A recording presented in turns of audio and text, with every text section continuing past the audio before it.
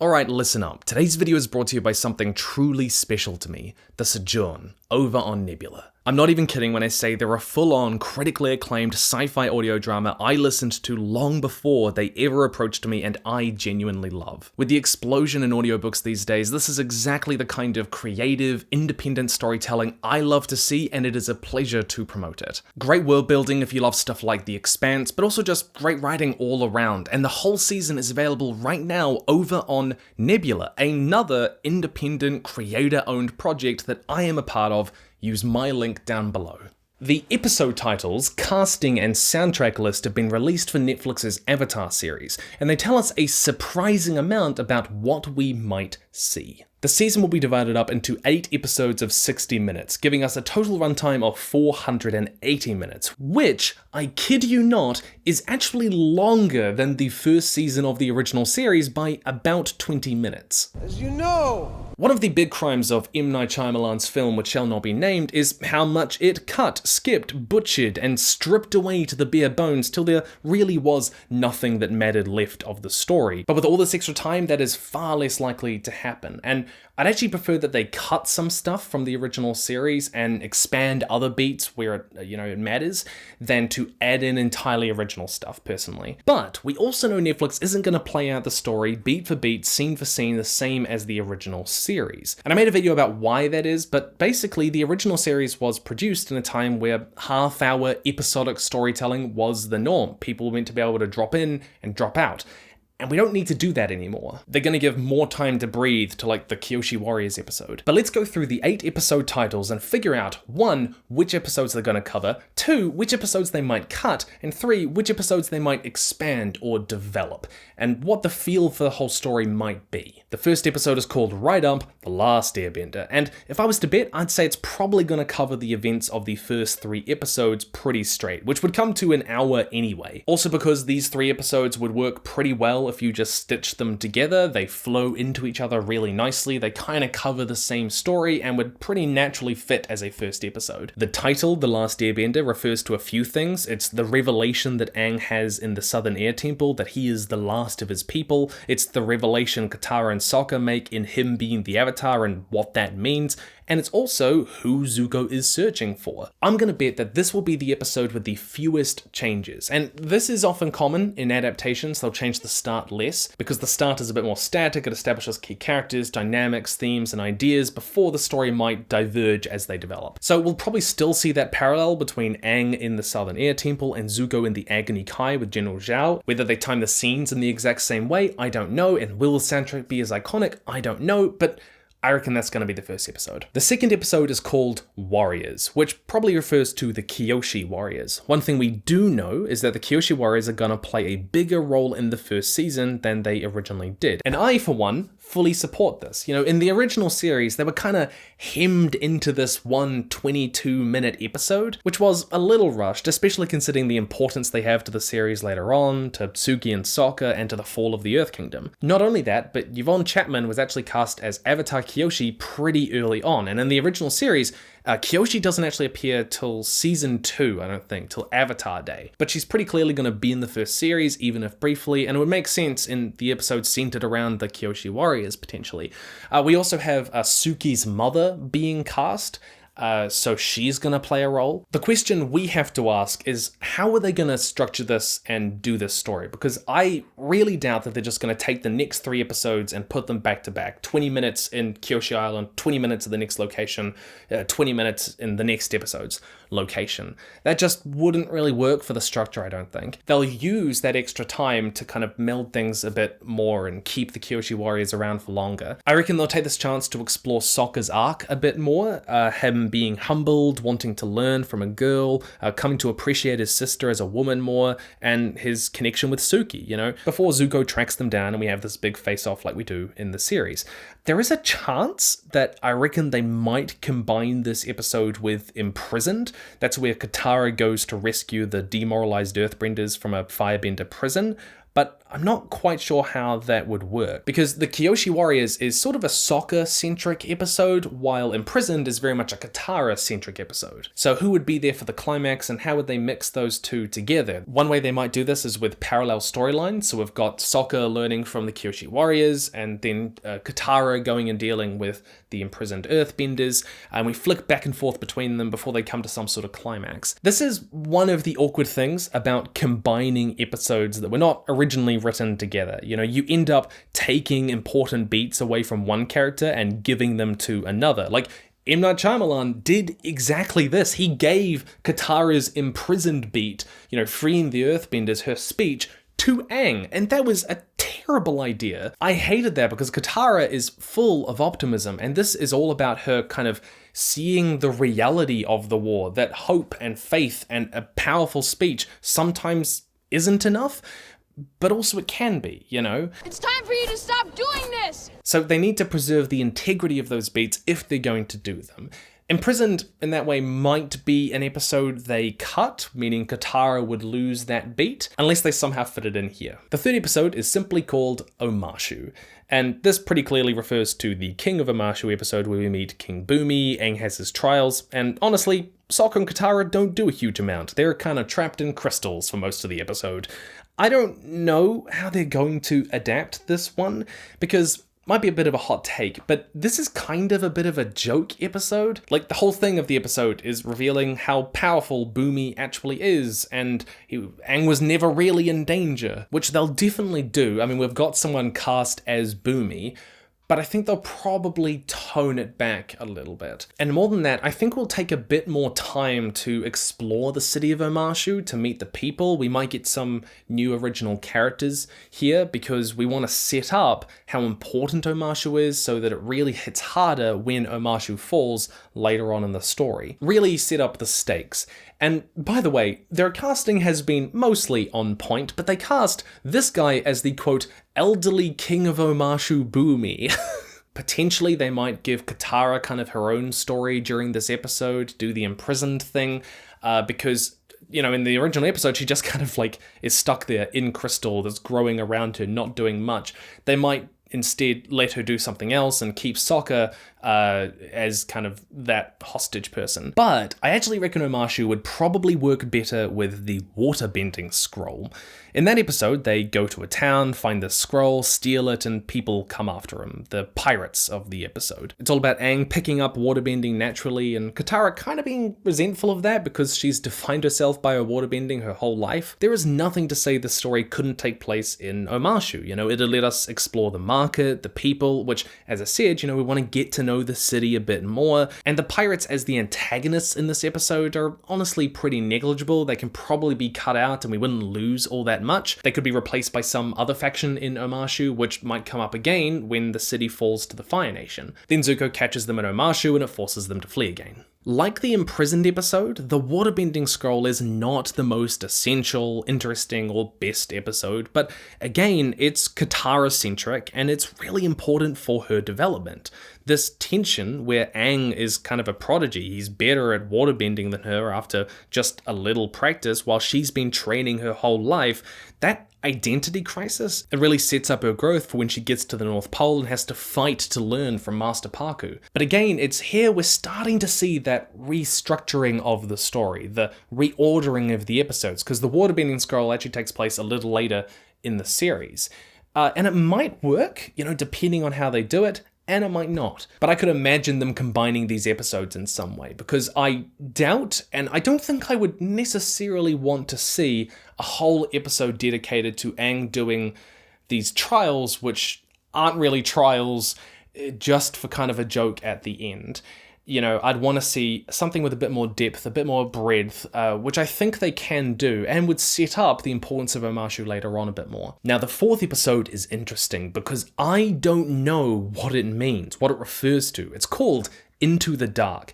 And if we're going purely by the episodes in Series 1 so far, we're up to like the Winter Solstice Part 1, where Aang goes to meet with Heibai and saves the village. But the title Into the Dark doesn't really capture that unless you're being a bit abstract, or unless they really lean into the deeper, darker, creepier sides of spirits, which, hey, I am all on board for. I love that stuff. And they've actually been doing a hell of a lot more of that in the comics and in the books. Some sort of Lovecraftian take, which they kind of already lean into with like Heibai or Ko the Face Stealer. And even though it's kind of dark, spirits coming and taking people from this village, I don't know if that really captures that. And if we look at it from the storyline of Zuko and Iroh, basically they get captured by some earthbenders and then they escape.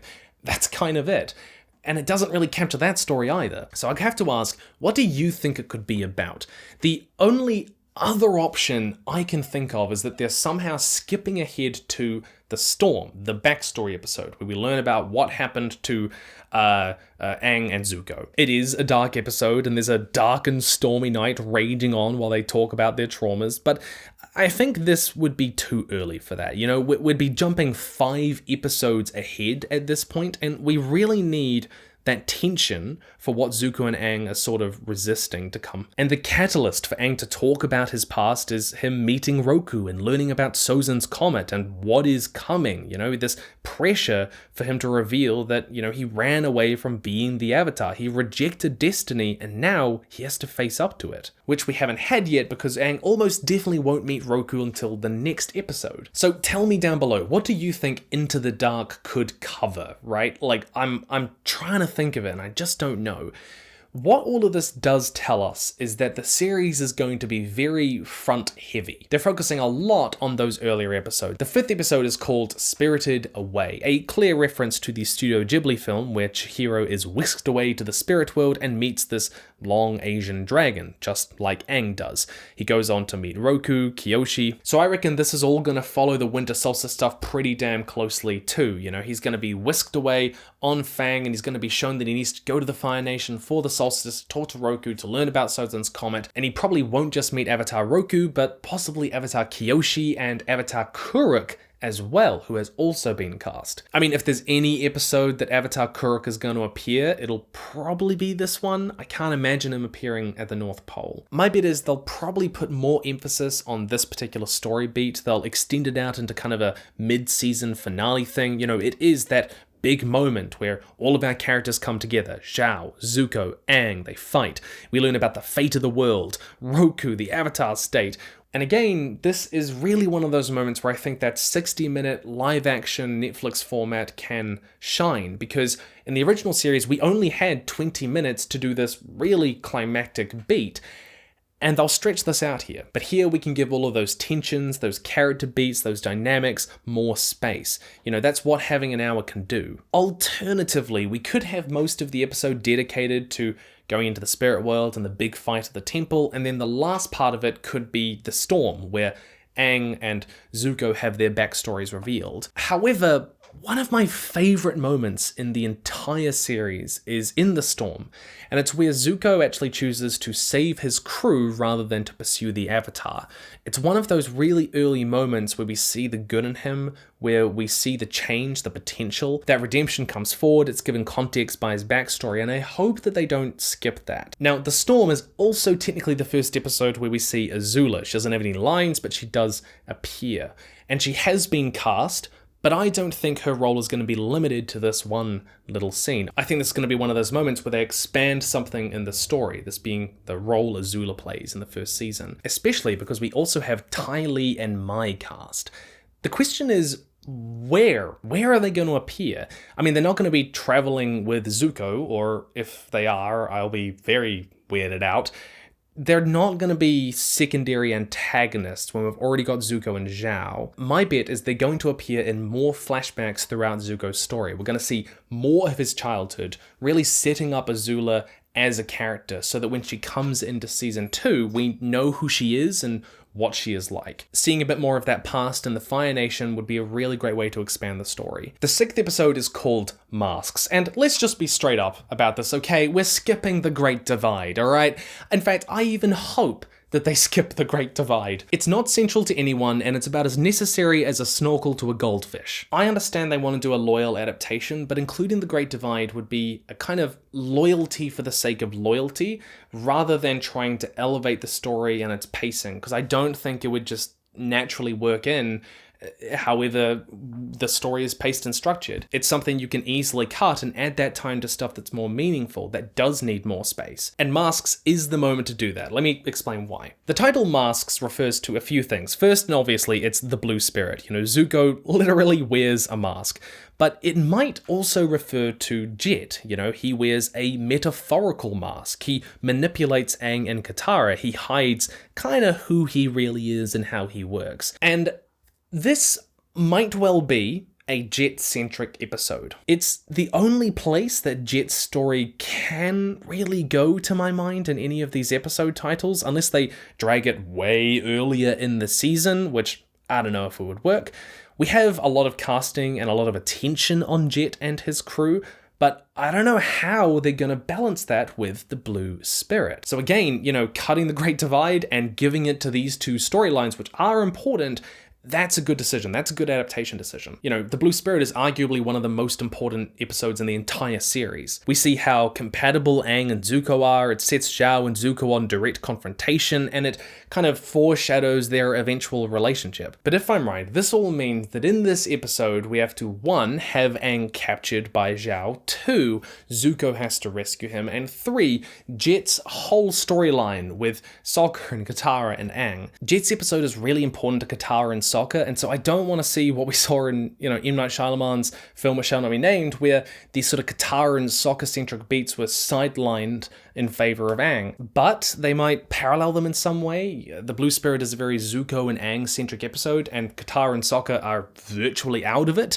while Jet is actually quite a Sokka and Katara-centered episode. So you could imagine a world where these are sort of happening at the same time, but I don't know, I would like Aang to be there for Jet's story, and I'm wondering how they're going to spend the time and structure there. They might just divide the episode up into 2. Hey, we're going to do Jet, and then we're going to do the Blue Spirit, but Netflix doesn't tend to do that.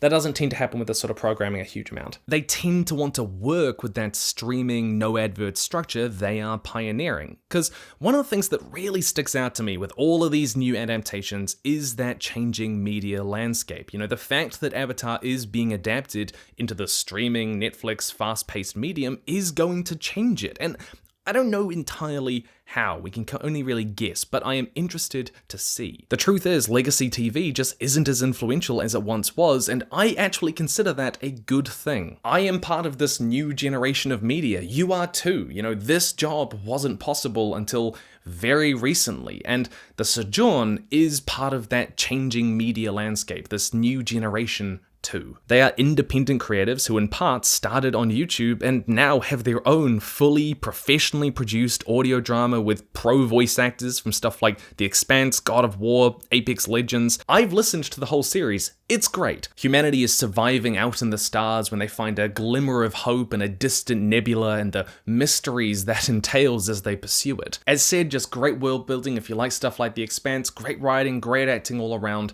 Can't recommend it more. And I enjoyed it before they reached out to me and were like, hey, can we sponsor a video? And I was like, yeah, sure, I would love to talk about this. And then my agent, Dave, over at Nebula, he was so excited about the prospect too that he actually got the Sojourn to join Nebula. Nebula is another one of these things which wasn't possible till very recently, but it's about creatives maintaining control of their work independently, and I want to fully support that, and I invite you to as well. All of this stuff, the Sojourn Nebula, is only possible because we actually have the capacity to bring people together around it now. We don't need to rely on legacy media because of you, and you can get access to the full season of the Sojourn through Nebula at my link down below. And using my link is important because I know some people go and just type Nebula into the search bar, but actually clicking the one down in the description helps me personally and the Sojourn independently. So go listen to this sci-fi space opera and you can get 40% off annual plans as little as $2.50 a month, and you get all of my videos early as well as access to all of the other creators who are on there as well,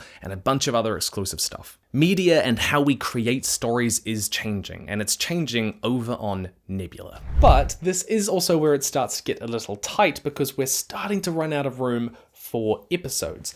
Not only do we have the Blue Spirit and Jet, but we also have the Fortune Teller, Bato of the Water Tribe, the Deserter, and the Northern Air Temple. Now for me, the Fortune Teller is a kind of average episode. It has a really cool moment in it, where Aang is fending off the volcano. There's symmetry to Roku's death later on, Katara looking for love, but honestly, this episode can probably be cut. It's a little off in places tonally, and the village doesn't really have any important characters who come back. The Deserter is a maybe. The episode establishes the beauty of firebending, but also the danger and Aang's fear of using it, and it gives us Zhong. But Aang's fear can probably come up in some other way throughout the series. He just has to hurt Katara while firebending. So I can imagine that they're not going to necessarily cut the episode, but they might cut it short or mix it in with some other story beats. But I think this is also a missed opportunity to explore how, not all firebenders are evil and kind of like Fire Nation culture outside of the war. But we also know they've cast Arden Cho as June, who only appears in Bato of the Water Tribe in season 1. And she absolutely looks the part. Now, Bato of the Water Tribe, it's not the best episode in the series, but it is very important for Sokka in his coming of age. He does this trial as a Water Tribe warrior. And I think there is a decent chance that they'll move that whole storyline to episode 7, the North, because we have 2 whole hours in the Northern Water Tribe, it seems. And I can imagine Sokka maybe finding a Water Tribe warrior in the North and doing it there, maybe at the same time as Katara has her own coming of age kind of conflict with Paku, but nobody that I know of has been cast as Bato yet, so I don't know if they'll include it at all. So Fortune Teller they could possibly cut, Deserter they're definitely going to keep, and Bato maybe. This leaves us with the hardest episode. I just can't get my head around the Northern Air Temple. I can't figure out where they're going to put it, and we'll get to that because episodes 7 and 8 are called The North and Legends. The North will probably cover the Waterbending Master with Katara, and maybe, as I said, Bato and the Water Tribe, So we have those 2 parallel brother-sister coming-of-age stories, and I think that could work quite well. Then the final episode, Legends, it's going to be the Siege of the North, parts 1 and 2, with Aang learning about the moon and ocean and Ko. These are legends, and in a sense, Aang becomes part of a legend. They might also put part of the siege in the North episode as well. As I said, the difficulty for me is the Northern Air Temple. We know some version of it because the Mechanist who works with the Fire Nation has been cast, and it's difficult for me to imagine the Mechanist story without it being in the Air Temple. You'd have to change a lot to make it work. And while it was only 1 episode, it was, again, kind of one of those stories which got hemmed into that 22-minute bracket and possibly needed a bit more time to breathe. You can see that pacing in the episode itself. So it's not like they can just cut it short and quickly insert it into an episode. It feels like if they're going to expand things, this is one of the things that they might want to expand. If we put it in episode 6, then somehow it's fitting in with the Jet and the Blue Spirit, which I'm just not sure would work narratively or thematically. If we put it in the North, which might make sense in your mind, it's somehow working with Katara's training, possibly meeting Bato, and establishing the Northern Water Tribe, which is very much a different location. The episode does introduce some key characters, the Mechanist and his son. It gives Sokka some real development. It creates air power, which is incredibly influential later in the series. And Aang has this great conflict over his heritage, but where do you think it might fit? Do they remove the invasion or somehow fold that invasion into the Siege of the North? Do they cut it into a different episode? I don't know how they're gonna do it, unless my estimates about which episodes they're gonna cover is like way off and they squished a whole bunch more earlier in the series, and so the North can be the Air Temple. I don't know. There are lots of beats which are really important, but I just don't know where they might go. Of course, they might just spend half an episode doing the Northern Air Temple and then switch to the Waterbending Master, following the exact structure of the series to ensure it's there, even if it's a little structurally odd, and I guess I could respect that decision. This is my beautiful cat Momo, who again, I'm definitely not using to subliminally message you to like the video and support me on Patreon, to support this beautiful little kitty cat face, all that sort of thing. Links down below. What'd you say? You say that? Links down below! Links down below! But that is season 1, and I'm sorry about the lights going on and off, if you've noticed that, and the lawnmower, which just started up on a Monday afternoon. In total, if I was to hazard a guess, I'd say they're going to cut the Great Divide, the Fortune Teller, maybe parts of the Deserter, maybe parts of the the Northern Air Temple. This would keep, I reckon, the most important episodes in the series for all our characters and cut more of that superfluous stuff. I don't know how they're going to include Imprisoned and the Northern Air Temple elements, but I think they're really important and I hope they do. But I want to ask you, how would you put the series together? What's your interpretation of the episode titles? Let me know down below. It's coming February 2024. I'm going to cover every single episode in depth over on my second channel, To the Future, that is linked below as well. If you want to support me and my content, of course, Patreon is incredibly valuable. I hope that that I kind of do make stuff that you guys like. In the meantime, stay nerdy, and I will see you, and Momo will see you in the future.